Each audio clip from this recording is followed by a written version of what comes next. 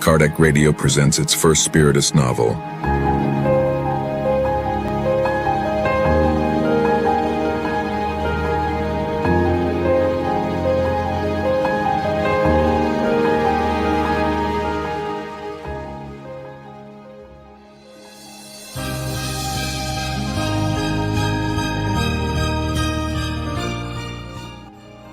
And life goes on.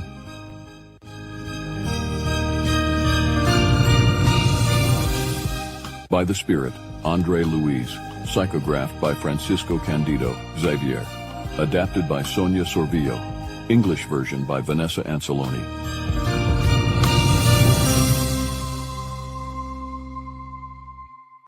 Tulio, there are certain things you need to know about your situation here. One of the most important ones is... Tell me right away.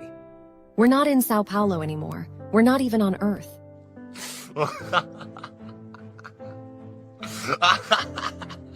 I can't believe we need to agree with the madness of ones here. Do you know what they say? That we died?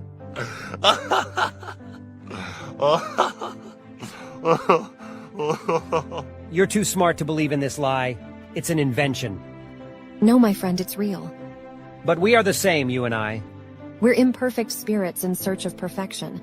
Thus we maintain the same appearance of our last incarnation. Nonsense! How can you believe in that? It's true. When we don't believe, we see and understand it after discarnation. Caio! I will avenge him. You'll see. Dr. Ribas, Ernesto, and Evelina gather together to clarify the therapeutic project regarding Tulio. You've asked me to work. I believe time has come. You're ready. I believe that after those long and enlightening instructions we've received, Tullio Mancini is our first work. Right. He is the mark of the redeeming work you will embark. What should we do? Re-educate Tullio. First of all, make him give up on his plans of revenge. Then prepare him for an uplifting spirit life, as he will be prepared to reincarnate. If you succeed, you will be ready to visit Earth and your relatives.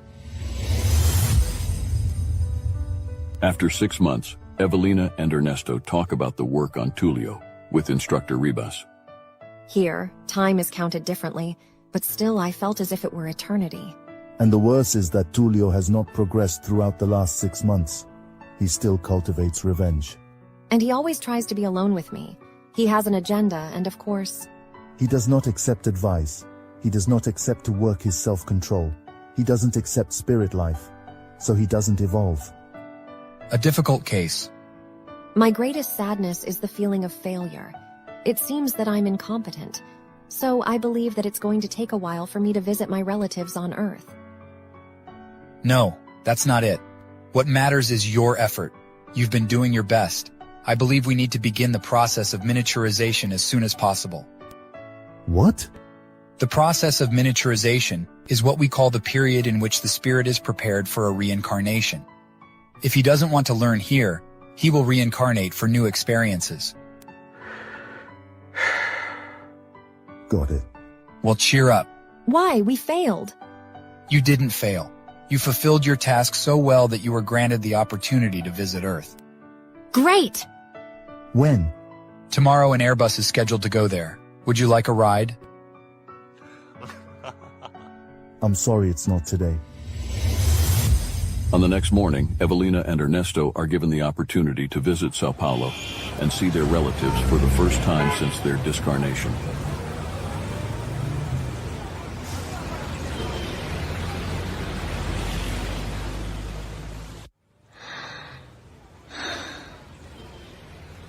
I'm anxious. It's understandable. But remember what Ribas recommended. Let's rely on our new understanding. I won't forget it. Now get in. I'll stay here waiting for you. I'll be here to help. Anything, call me. Or better, think of me. Thanks. As Evelina enters her former home, she encounters Caio, her husband, and Selena, the lover.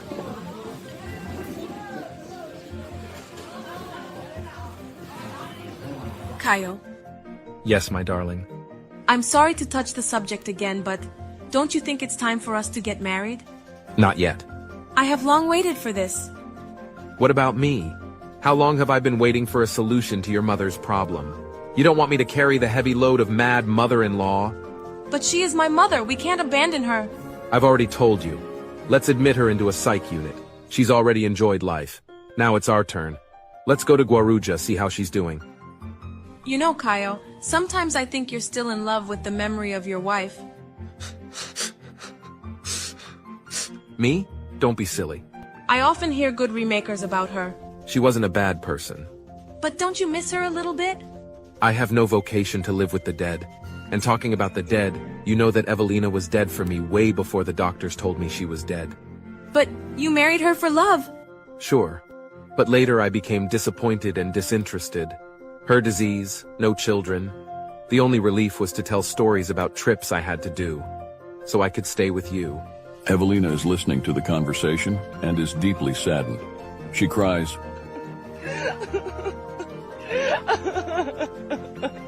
Then we will have children after getting married. Hey, one thing at a time. Raising children is not a joke, and we need to solve the problem about your mom. I'd already had an ill person complicating my life. I don't want another one. Get dressed. Let's go to the beach, to Guaruja. Evelina is crying, and Ernesto comes to her rescue.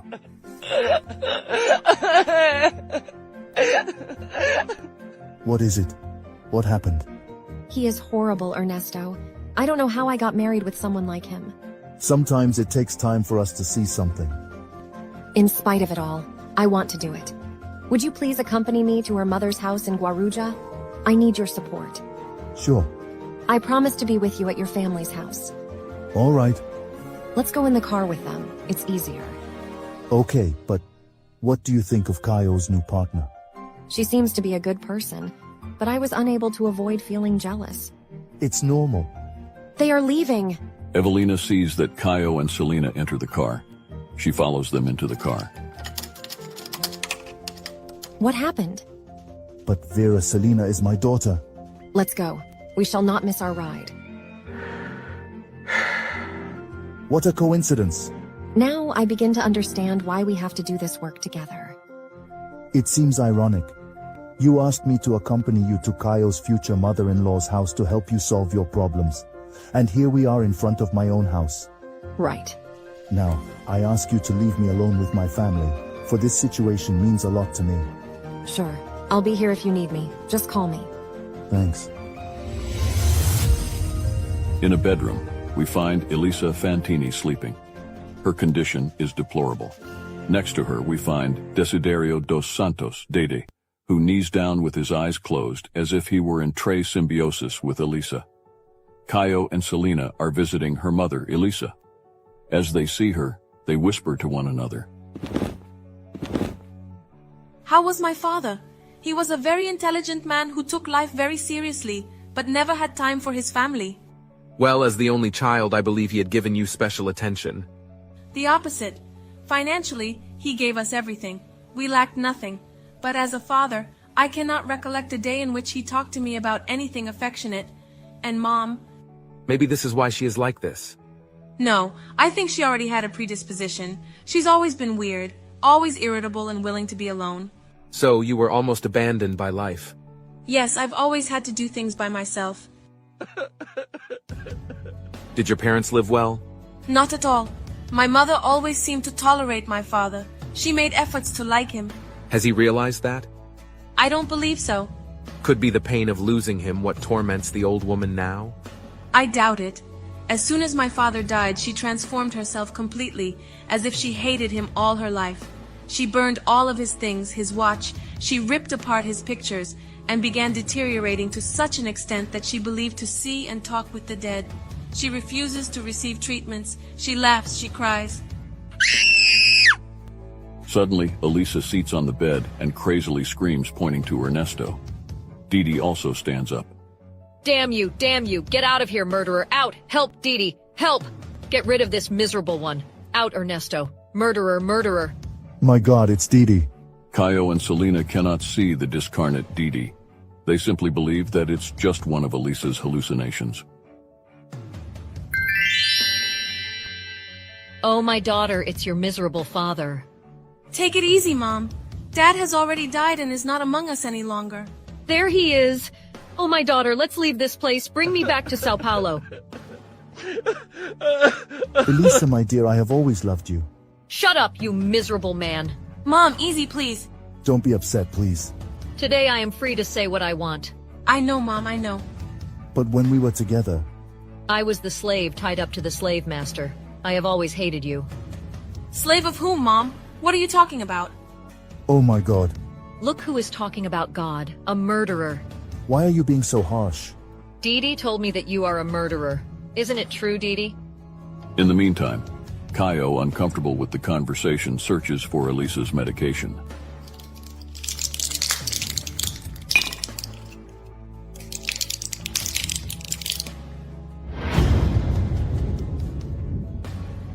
Listen to me, Elisa.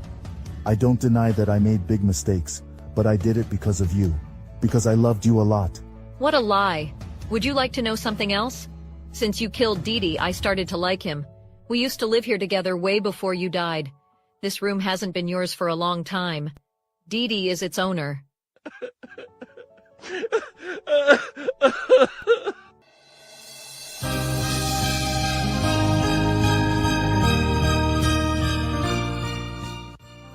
And life goes on.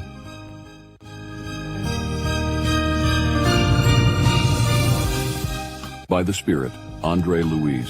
Psychographed by Francisco Candido Xavier. Adapted by Sonia Sorvillo. English version by Vanessa Anceloni.